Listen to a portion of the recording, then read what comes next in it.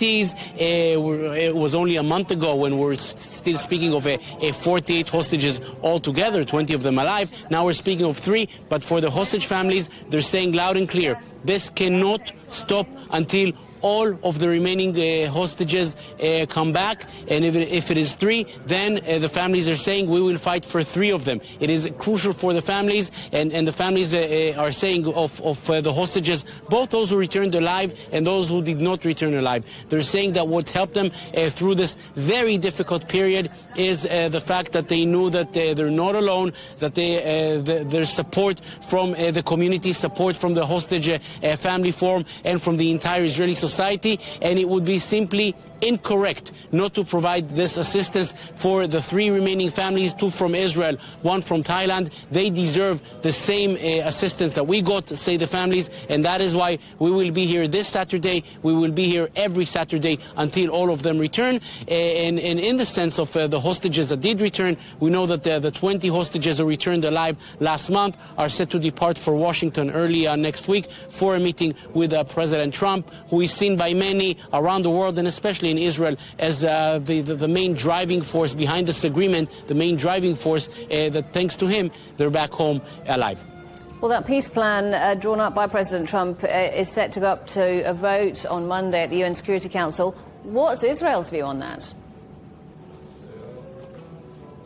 Israel's view is, I will call it concerned. It is not being made public. Israel is very careful not to publicly confront the Trump administration. But Israel is worried because of what seems to be another step in what is defined here as the internationalization of the conflict, meaning that Israel is now on the sidelines of decision-making. Decisions are taken mostly in Washington. Israel said all along the way that even after the hostages are released, then Israel will be able to go back to fighting if necessary.